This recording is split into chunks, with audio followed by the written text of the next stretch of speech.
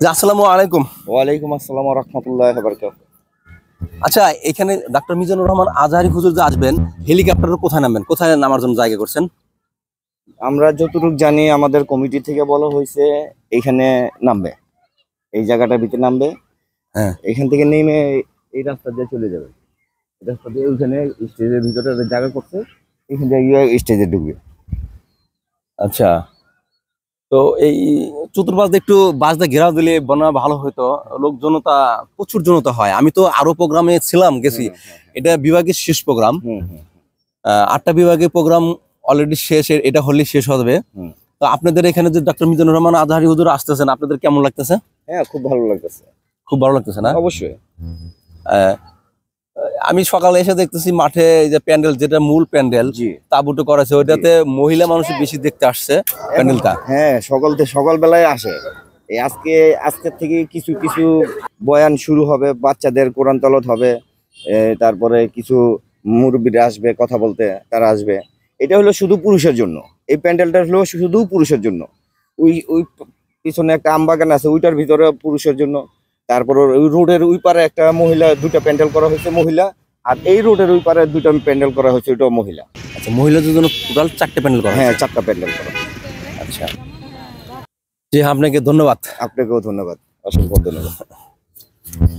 মূল প্যান্ডেলের দক্ষিণ পাশেই একটা মাঠ প্রস্তুত করা হয়েছে। এই মাঠটিতে হেলিকপ্টার নিয়ে আজহারী হুজুর নামবেন, হেলিকপ্টার ল্যান্ড করবেন। খুব সুন্দর করে মাঠটি কিন্তু পরিষ্কার করা হয়েছে। চাঁপাইনবাবগঞ্জ এসে আমার যেটা চোখে পড়লো, আমের বাগান। প্রত্যেকটা জায়গাতেই আমের বাগান, শহরে গ্রামে প্রত্যেকটা জায়গাতেই আমের বাগান রয়েছে। দর্শক মণ্ডলী, মহিলাদের প্যান্ডেলেও কিন্তু বিশেষভাবে অজু করার ব্যবস্থা রয়েছে, খুব সুন্দরভাবে আছে। টয়লেটের ব্যবস্থা। ভাই, এটা কি মহিলা প্যান্ডেলের কাজ চলছে? জি, মহিলা প্যান্ডেল এটা। আচ্ছা, এই মহিলা প্যান্ডেল এরকম কতগুলো হবে? এখানে পাশাপাশি দুটো হয়েছে আর ওই সাইডে আছে।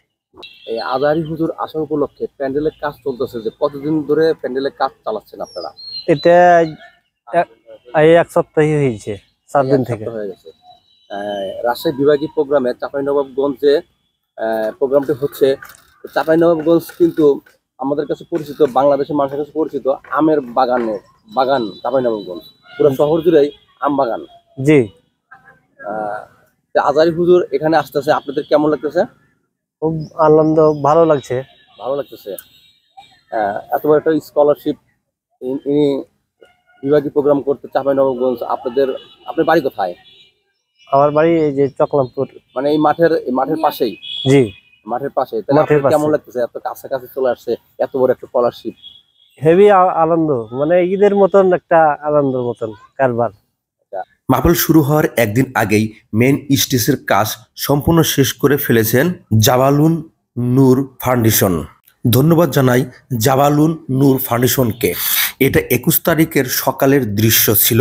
দর্শক, ডক্টর মিজানুর রহমান আজহারী হুজুরের এই মাঠে প্রস্তুতিকরণ দেখতে এসে আমার চোখে যেটা পড়লো, সেটা ছেলে মানুষের চাইতে মেয়ে মানুষকে বেশি চোখে পড়লো।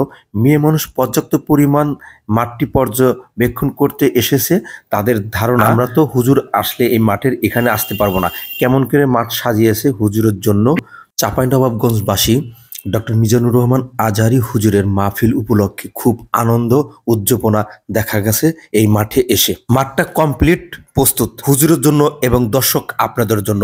তাহলে দেরি কেন, চলে আসেন চাঁপাইনবাবগঞ্জ এই ময়দানে।